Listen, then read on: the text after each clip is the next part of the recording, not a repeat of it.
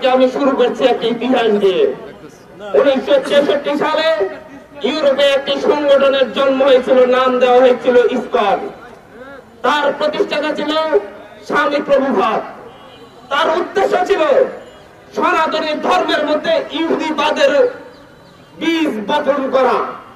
তৎকালীন সনাতনী ধর্মের ধর্মগুরুরা এর তীব্র নিন্দা জানিয়ে স্বামী প্রভুপাদের ভারতীয় উপমহাদেশে প্রবেশের উপর নিষেধাজ্ঞা দিয়ে দিয়েছিল। স্বামী প্রভুপাদ যখন ভারতীয় উপমহাদেশ থেকে বিতাড়িত হয়েছিলেন, তখন তার সঙ্গে ছিল ইহুদিবাদী বিভিন্ন এজেন্টরা, তার সঙ্গে ছিল ইহুদি এজেন্টগুলা। তাদের উদ্দেশ্য ছিল এই উপমহাদেশে ইসকনের মাধ্যমে সনাতনী ধর্মের ভাই বোনদের ধর্মীয় অধিকার কেড়ে নেওয়া, এই দেশের জঙ্গিবাদী কার্যক্রম পরিচালনা করা।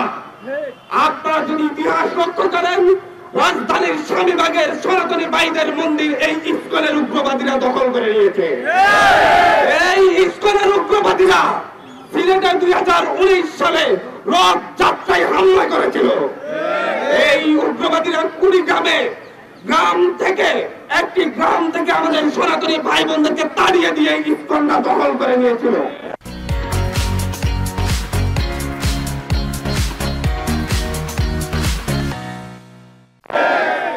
ইসকন মানে সনাতনী নয়। আমার সামনে এখানে মিডিয়ার শত মিডিয়া আছেন, আপনাদেরকে গত কয়েকদিন যাবত লক্ষ্য করেছি, চিন্ময় দাসের প্রতিটি প্রোগ্রামকে আপনারা সনাতনী উপস্থাপন করেছেন। আপনারা কি করে এটা পারেন? আপনারা কি ইসকনের লক্ষ্য উদ্দেশ্য দেখেন না? আপনারা কি মনে করেন চিন্ময় দাস মানে সকল সনাতনী? আপনারা কি মনে করেন ইসকন মানে সনাতনী? তাহলে এই যে হাজার হাজার সনাতনী ভাইয়েরা ইসকনের বিরুদ্ধে জঙ্গি ইসকনের বিরুদ্ধে আমার সনাতনী ভাইয়েরা প্রতিবাদ জানাচ্ছে, তারা কারা? ইসকন মানে সনাতনী নয়, ইসকন মানে জঙ্গি সংগঠন। চিন্ময় দাস মানে হিন্দু ধর্মাবলম্বী নয়, চিন্ময় দাস মানে ইহুদিবাদীর অনুপ্রবেশ ঘটানো সেই স্বামী প্রভুপাদের বক্তব্য। আপনারা ইন্ডিয়াতে দেখেন, ইন্ডিয়ার অধিকাংশ হিন্দু ভাইয়েরা বোনেরা এই ইসকনের বিরোধিতায় রাজপথে নেমেছে। আপনারা পশ্চিমবঙ্গের নির্বাচনের আগে ইসকনের বিরুদ্ধে মমতা ব্যানার্জি বক্তব্য তারা কিভাবে উনি বলেছেন যে বাংলাদেশে এই উপমহাদেশে ইসকন জঙ্গিবাদ ছড়াচ্ছে, উগ্রবাদিতা ছড়াচ্ছে। এই দেশে লাখো সনাতনী ভাই বোনদের বসবাস, তারা সকলে চিন্ময়কে প্রভু মানে না, তারা সকলে চিন্ময়কে তাদের ধর্মগুরু মানে না। এই দেশের লাখো সনাতনীরা চিন্ময়কে তাদের ধর্মের শত্রু মনে করে। আপনারা তো আমি দেখি নাই হেফাজতের আন্দোলনের সময় বলেছেন মুসলিমদের আন্দোলন, তখন তো বলেছেন হেফাজতের আন্দোলন। আমি তো দেখি নাই আল্লামা সাঈদীকে অ্যারেস্ট করার পরে আপনারা বলেছেন যে মুসলিম নেতাকে অ্যারেস্ট করা হয়েছে, আল্লামা সাঈদী ছিল। তাহলে এখন কেন চিন্ময় দাসের ক্ষেত্রে সনাতনী নেতাকে অ্যারেস্ট করা হয়েছে বলে প্রচার করবে? বাংলাদেশের মাটিতে বসায় দিল্লির এজেন্ডা বাস্তবায়ন করতে দেওয়া হবে না। আপনাদেরকে আমি আজকে এখান থেকে বলতে চাচ্ছি, গতকালকে আমি একটি টক শোতে বলে এসেছি, চিন্ময় দাস কিংবা ইসকনকে বর্ডার লেন্থে সনাতনী হিসেবে প্রচার করার কারণেই মূলত আজকে এটা এত দূর এসেছে। চিন্ময় দাস একটি গোষ্ঠী, বাংলাদেশের জামাতে ইসলাম যেমন একটি ধর্মীয় সংগঠন, বাংলাদেশে হেফাজতে ইসলাম যেমন একটি ধর্মীয় সংগঠন, বাংলাদেশে খেলাফত মজলিস যেমন একটি ধর্মীয় সংগঠন, চিন্ময়ের সেই হিন্দু জাগরণী মঞ্চ একটি মাত্র ধর্মীয় সংগঠন। এটা সকল হিন্দুদের প্রতিনিধিত্ব করে না। এই জঙ্গিবাদী এই সংগঠন দীর্ঘ সময় ধরে বাংলাদেশের শিশু কিশোরদের, কোমলমতি শিশু কিশোরদের তাদের উগ্রবাদিতায় লিপ্ত করার জন্য ষড়যন্ত্রে লিপ্ত ছিল। তারা শুধুমাত্র এদেশের মুসলিমদের উপর আঘাত করেনি, তারা দীর্ঘ সময় ধরে এদেশের আবহমান কাল ধরে চলে আসা বিভিন্ন সনাতনী ধর্মের মন্দিরগুলোতেও হামলা করেছে। এই ইসকনের সদস্যরা আজকে শুধুমাত্র এখানে আমাদের আলিফ ভাইকে হত্যা করেনি। আপনারা ভুলে যাবেন না, পাহাড়ি ইস্কনের মুসলিম একজন ইমামকে হত্যা করেছিল।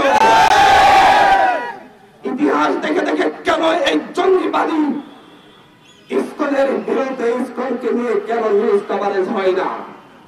কেন তাদের লক্ষ্য উদ্দেশ্য ধরে ধরে কেন নিউজ কভারেজ হয় না? কেন একটি টেলিভিশন বলবে কোটেশন ছাড়াই তাদের ইয়েতে উল্লেখ করবে যে হচ্ছে আলিফকে হত্যা করেছে মুসলিম আইনজীবীরা? এটা উদ্দেশ্য প্রণোদিত ভাবে হয়েছে। আজও বলতে চাচ্ছি, বিভিন্ন মিডিয়া পরিচালনা পর্ষদে কামরুল ইসলামের ভাই বসে আছে, অ্যাডভোকেট কামরুল ইসলামের। 5ই আগস্ট পর্যন্ত আমরা রক্ত এমনি এমনি দিই নাই। আমার ভাই রক্ত দিয়েছে সেই দিল্লির এজেন্ডা বাস্তবায়নের জন্য নয়। দিল্লিতে বসে শেখ হাসিনা তার সেই দোসর মোদীকে নিয়ে আমার বাংলার মাটির দিকে হাত বাড়াচ্ছে। এই দেশের মানচিত্রের দিকে সেই দিল্লি থেকে যে চারজনাই হাত বাড়াবে সেই হাত ভেঙে গুটিয়ে রেখে দেওয়া হবে। সেইটা চিন্ময় দাসের রূপে হোক, ইস্কনের রূপে হোক, আনসার লীগের রূপে হোক, যেটার রূপেই হোক, এই হাত ভেঙে দেওয়ার জন্য এদেশের মানুষ প্রস্তুত। আমরা জীবন দিতে শিখেছি, আমরা অলরেডি শহীদ হয়ে গিয়েছি। আমাদের মৃত্যুর আর কোনো ভয় নেই। আমাদেরকে আরেকবার মরতে বাধ্য করবেন না। আমাদের আলিফ ভাইয়ের বাবা যে ধৈর্যের পরিচয় দিয়েছেন, এটাকে আপনারা দুর্বলতা ভাববেন না, এটা আমাদের প্রস্তুতি মাত্র। সেই পশ্চিমবঙ্গে বসে নিজের রাজ্যে গোহারা হয়ে শুভেন্দু অধিকারী নাকি আমার দেশের সীমানার অদ্ভুতের ঘোষণা দেয়। শুভেন্দু অধিকারীর বাড়ি অপলোড করার জন্য সেই কলকাতার ভাই বোনেরা অপেক্ষা করছে। বাংলাদেশের এই দেশের জনগণ এখন আর 5ই আগস্টের পূর্ববর্তী জনগণ নেই।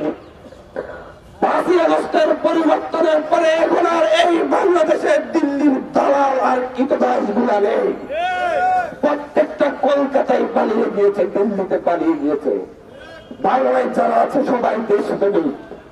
এই দেশপ্রেমিকদের মধ্যে এখন সেই দিল্লির দালালদের সেই ভুল চারটা এখন লুকিয়ে আছে। তাদের বিরুদ্ধে দেশের সকল ছাত্র সংগঠন একসাথে গত পরশু দিন জিরো টলারেন্স ঘোষণা করেছে। আমরা এতদিন ধৈর্য ধরেছি আইন শৃঙ্খলা বাহিনী সন্ত্রাসী ছাত্রলীগকে গ্রেপ্তার করবে। আমরা ধৈর্য ধরেছি আইন শৃঙ্খলা বাহিনী মুজিববাদী আওয়ামী লীগের সন্ত্রাসীদেরকে গ্রেপ্তার করবে। আমরা ধৈর্য হারা হয়েছি। আজ সেই গত পরশু থেকে সিদ্ধান্ত নেওয়া হয়েছে, যেখানে সন্ত্রাসী ছাত্রলীগকে দেখা হবে সেখানে গণপিটুনি দিয়ে পুলিশ এসে করতে হবে।